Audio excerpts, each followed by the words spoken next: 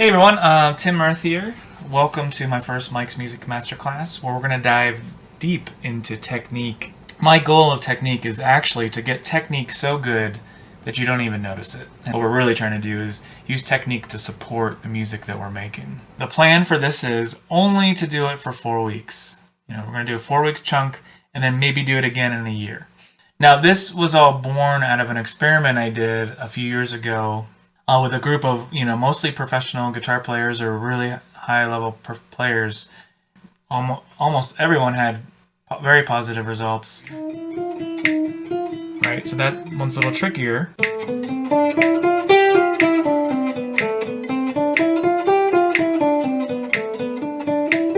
So there's a lot of ways to pick and approach picking, right? One, we could pick more from our arm or elbow, depending on how. And a lot of times when we're doing a kind of strummy thing, that's, kind of the idea of what's happening, right, is this sort of arm pick. But it's not particularly good at single line things. It's a lot of movement. Not too many people have got that very good. So that's one movement. Another movement you see is more like you're turning a doorknob, which is like rotational sort of.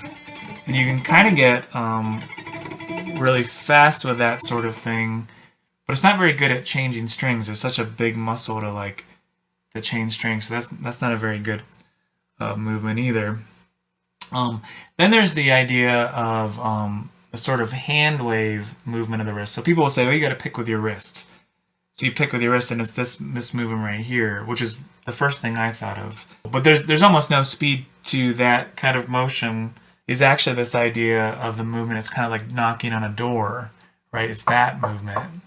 And he was mentioning how when he looked at George Benson, he had this motion, right? And you can really see it when George does it because he kind of comes from below. The picking angle is a little different,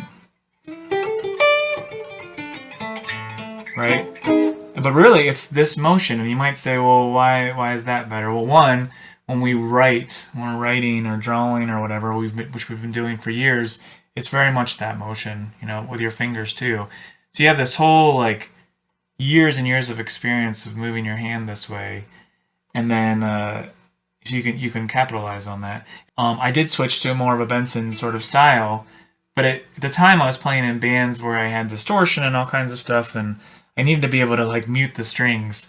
So I actually moved it up to here. So instead of being more down in this sort of Benson style, I actually moved it up to here, but I kept the hand motion the same.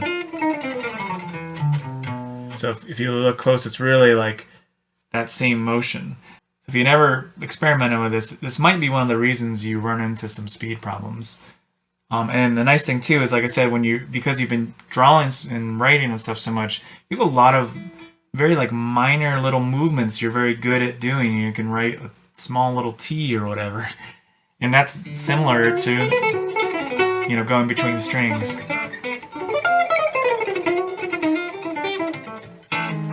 When you're playing phrases, it should be, with your fretting hand, it's more of it's like imagine you were strumming your fingers, It's very relaxed, and it's sort of, that's really pretty fast.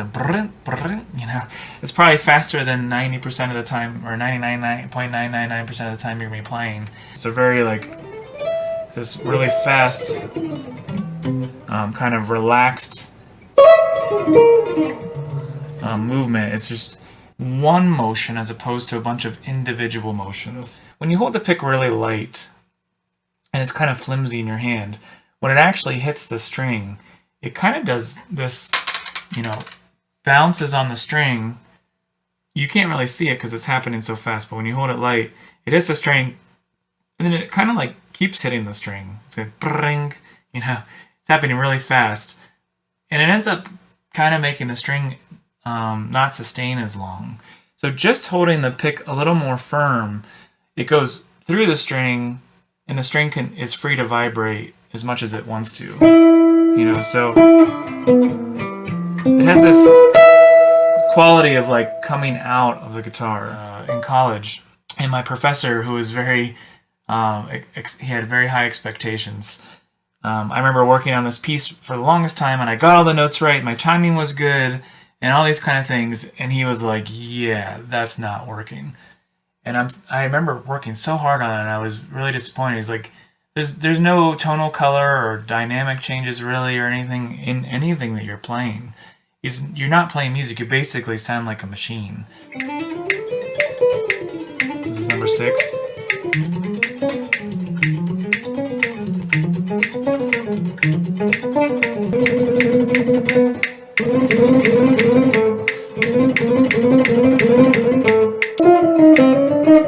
And you can move it around, just to be more interested. And you might even start on a different note.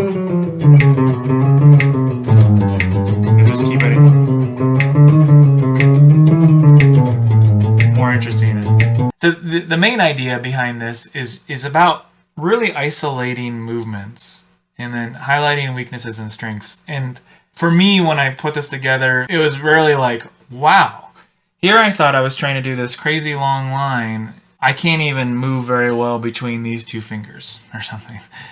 What's nice about getting right to the weaknesses is you can actually improve them pretty quickly. 4 weeks chunks, hopefully takes 15 to 20 some minutes to go through each day.